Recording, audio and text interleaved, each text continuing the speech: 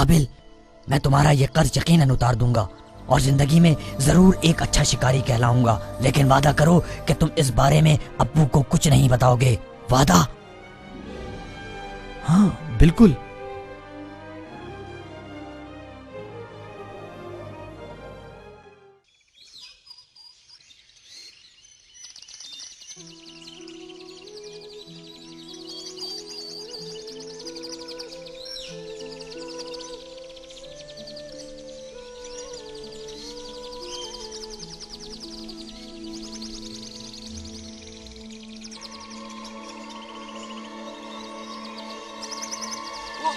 قابل، قابل، قابل میری مدد کرو، قابل،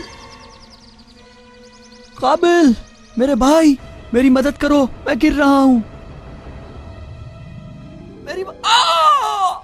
میرے بھائی مجھے بچاؤ، میں گر رہا ہوں، قابل میری مدد کرو، قابل میری مدد کرو، قابل۔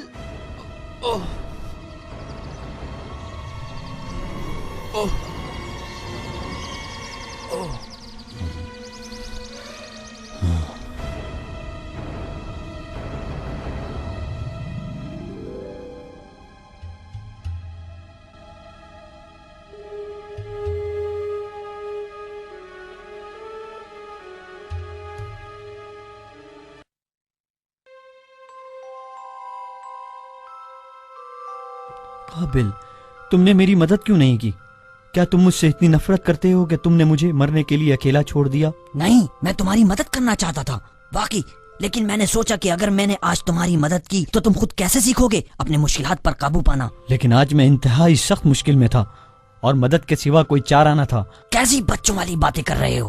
اگر تم گر بھی جاتے تو مرتے تھوڑی۔ میں نے ہمیشہ تمہاری مدد کی ہے، تو تم نے بھائی ہونے کے ناطے میری مدد کیوں نہیں کی؟ کیا کہہ رہے ہو؟ میں نے ایسا کچھ نہیں سوچا۔ میں ہمیشہ اللہ سے دعا کرتا ہوں کہ وہ تمہیں ہدایت دے اور میرے بارے میں آنے والے ان شیطانی خیالات کو ختم فرمائے۔ بھائی، اگر میں نے تمہیں کبھی کوئی نقصان پہنچایا یا تکلیف پہنچائی ہے تو مجھے بتاؤ، میں اپنی غلطی کو سدھارنے کی کوشش کروں گا۔ مجھے وہ تمام باتیں یاد ہیں جو ہمارے ساتھ بچپن میں ہوئی۔ مگر اب سب کچھ بدل گیا ہے۔ کیا بدلا ہے؟ اچھا چھوڑو، کیا تم نے کل کے بارے میں ابو کو کچھ بتایا؟ بھول جاؤ کل کے بارے میں آج اور ابھی کی بات کر رہا ہوں۔ مجھے حیرت ہے کہ تم نے نہیں بتایا، یہ تمہارے پاس بہترین موقع تھا ابو کے مزید قریب ہونے اور ان کے پیار کو جیتنے کا۔ پیار کو جیتنا؟ یہ کیسی باتیں کرتے ہو تم؟ میں پیار پانے کے لیے ایسا کروں گا؟ ابو ہم دونوں سے ایک جیسا پیار کرتے ہیں اور تم سے بھی اتنا ہی کرتے ہیں۔ اچھا، تو وہ مجھ سے پیار کرتے ہیں، تبھی انہوں نے مجھے سخت کام دیا اور تمہیں آسان۔ اوہ، اگر ایسا سوچتے ہو تو تم پھر میرا کام لے لو اور اس پر خوش ہو جاؤ۔ میں خوش ہوتا اگر ابو مجھے خود آسان کام دیتے، کیونکہ وہ تمہیں زیادہ چاہتے ہیں۔ اگر تم اتنی شدت سے یہ بات محسوس کرتے ہو تو تم ابو سے صاف صاف کیوں نہیں کہتے، بجائے یہ الٹی سیدھی غلط بات کرنے کے؟ واہ، کیا بات کی ہے! وہ آج کل مجھ پر دھیان ہی نہیں دیتے اور میں ان سے کیا بات کروں؟ وہ ہمیشہ مجھے سخت کام دیتے ہیں کیونکہ ان کے نزدیک میری کوئی وقت نہیں۔ لیکن فکر نہ کرو، ابھی تو میں صبر کر رہا ہوں، لیکن تم دیکھنا میرا وقت بھی آئے گا۔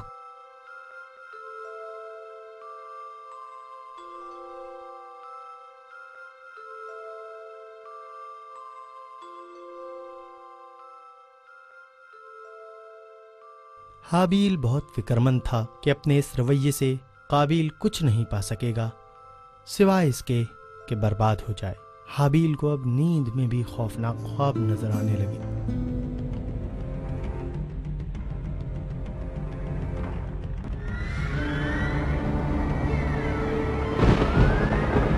قابل، قابل، کیا تم سن سکتے ہو؟ قابل سنو، قابل سنو، اس سے پہلے کہ بہت دیر ہو جائے، قابل اٹھ جاؤ۔ کیا تم آگ نہیں دیکھ سکتے؟ میں تمہیں مرتے نہیں دیکھ سکتا۔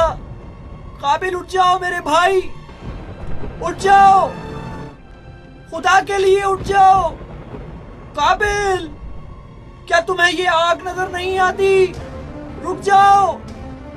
قابل، قابل اٹھ جاؤ۔ قابل، نہیں، نہیں، نہیں۔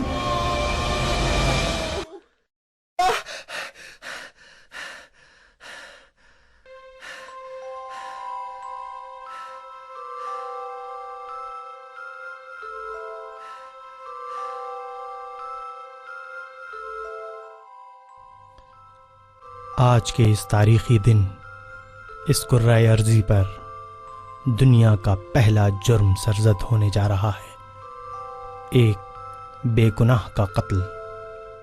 آج ایک بھائی اپنے دوسرے بھائی کی جان لے لے گا بغیر کسی وجہ کے۔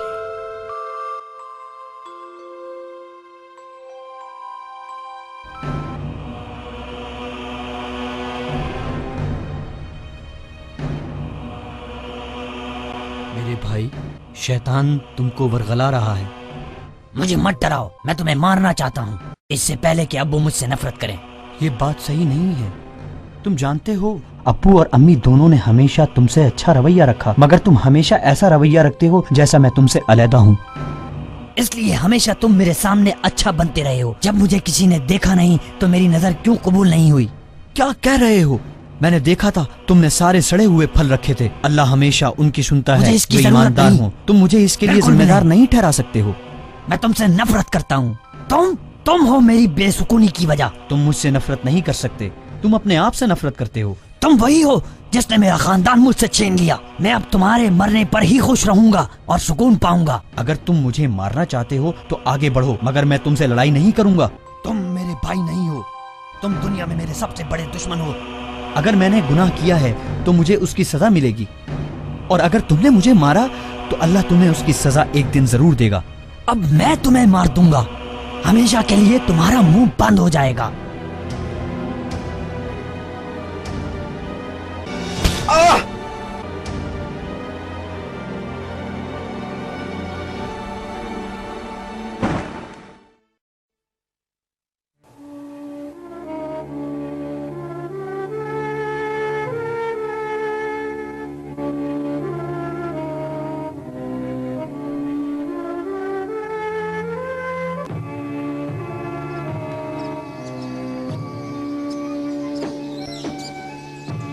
اے میرے خدا، یہ میں نے کیا کر دیا؟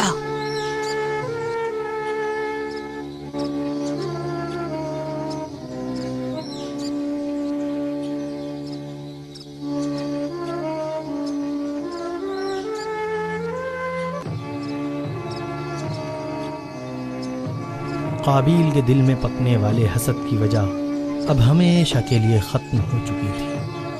ایسے میں قابیل نے محسوس کیا کہ اب وہ تمام دنیا کا مجرم بن گیا ہے۔ حابیل، جس نے ایک اچھی زندگی گزاری اور اپنے بھائی کے لیے ہمیشہ اچھا چاہا، وہ پہلا شخص تھا جو کہ قتل ہوا۔ اس کی موت ہوئی۔ اچھائی کی روشنی حابیل اور برائی کا اندھیرا قابیل کے سر ہوا۔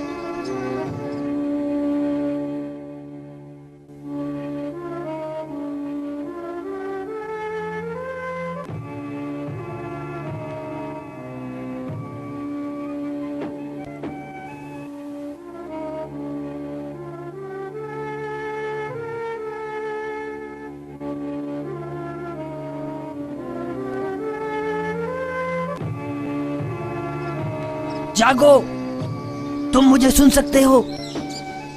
ایسا مذاق نہ کرو۔ حابیل اٹھو، جاگو۔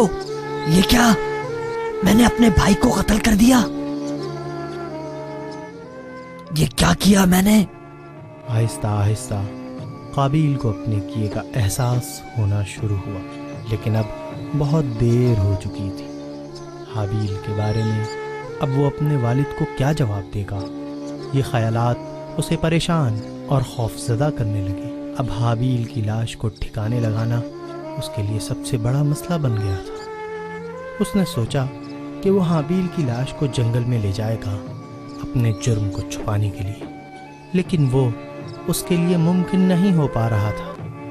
اس نے لاش کو اپنی ہمت اور طاقت کے مطابق گھسیٹا، لیکن اس کو چھپانے کا پھر بھی کوئی طریقہ اسے سجھائی نہ دیا۔ اس نے اپنے کیے پر کئی بار اپنے آپ سے سوال کیے، اور ہر بار نتیجہ اپنے ہی حق میں